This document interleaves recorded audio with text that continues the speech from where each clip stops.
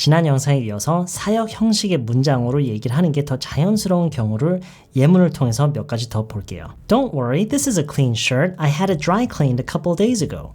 Don't worry, this is a clean shirt. I had it dry cleaned a couple days ago. 지금 제가 사역을 어떻게 썼는지 들렸어요?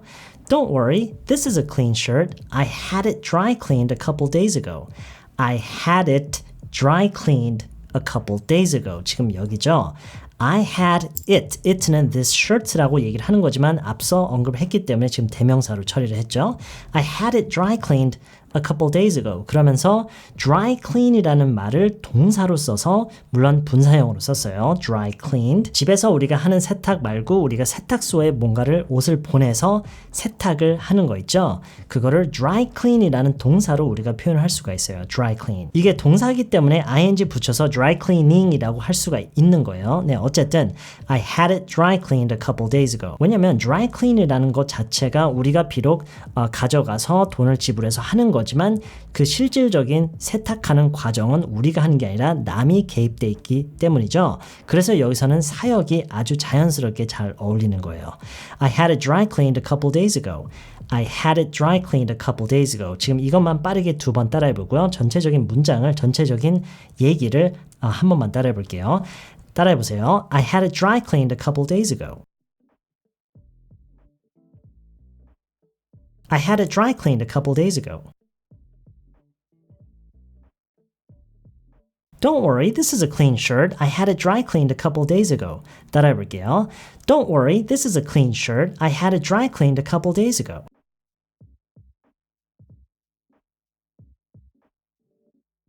또 다른 예문을 볼게요.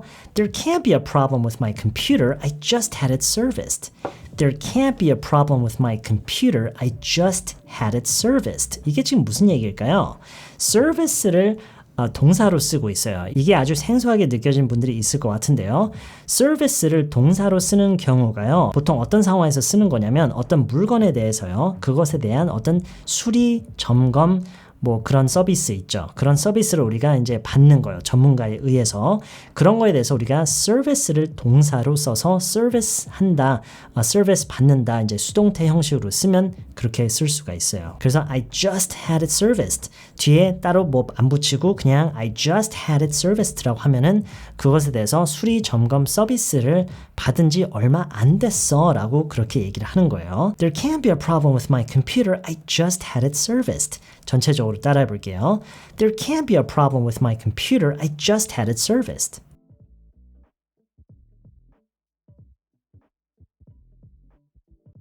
There can't be a problem with my computer. I just had it serviced.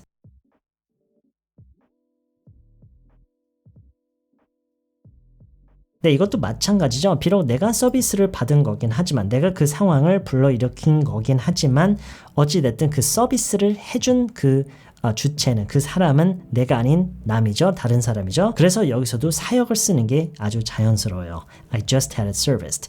또 다른 예문을 볼까요? When you're trying to buy a house. When you're trying to buy a house. 이게 무슨 얘기죠? 집을 사려고 할 때는 집을 사려고 이제 보고 있을 때는 이제 그런 얘기죠. When you're trying to buy a house, it's a good idea to have the entire house thoroughly examined by someone. It's a good idea to have the entire house thoroughly examined by someone.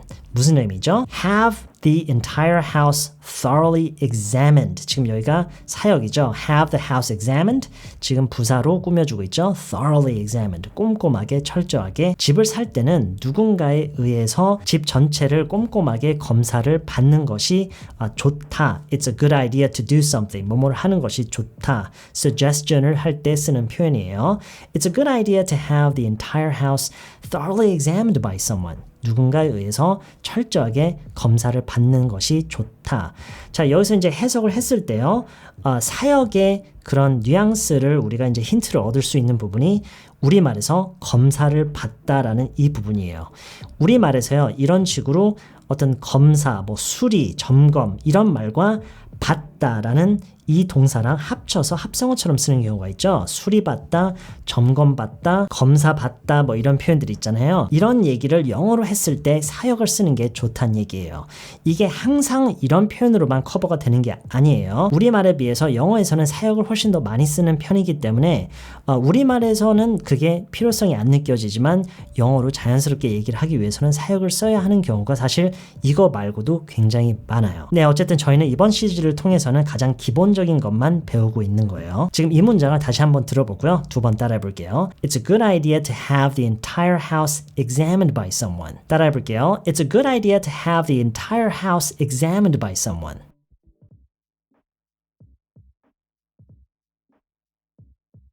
It's a good idea to have the entire house examined by someone.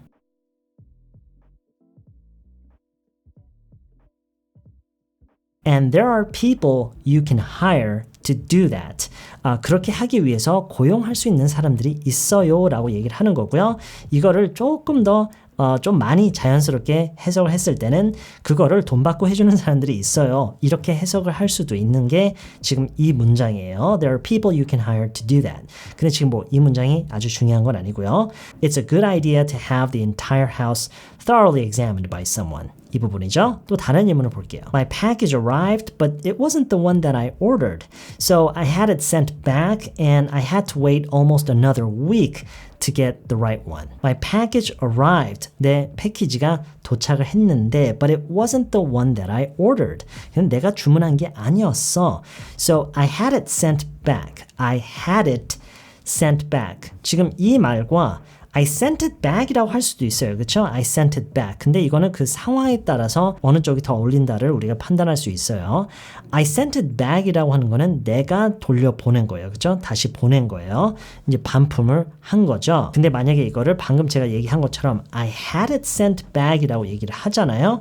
그러면은 사실 근본적인 의미는 같지만 그 어감의 차이가 약간 있는 거예요. I had it sent back이라고 하면은 반품을 시켰다라는 그런 얘기예요. 반품을 했다, 반품을 시켰다. 우리말에서는 이게 결과적으로는 같은 얘기일 수도 있어요. 근데 영어에서는요, 이게 어떤 의미에서 이게 좀 구분이 되냐면 I sent it back이라고 하면은 내가 그 절차를 밟은 거예요. 내가 그거를 다시 보낸 거고 I had it sent back이라고 하면은 내가 보낸 게 아니라 누군가가 그걸 픽업해서 다시 가져간 그런 케이스라고 그런 의미가 내포되어 있는 거라고 볼 수가 있어요. My package arrived, but it wasn't the one that I ordered, so I had it sent back. I had it sent back. 지금 my package부터 여기까지 한번 따라서 말해볼게요. My package arrived, but it wasn't the one that I ordered, so I had it sent back. 따라해볼게요. My package arrived, but it wasn't the one that I ordered, so I had it sent back.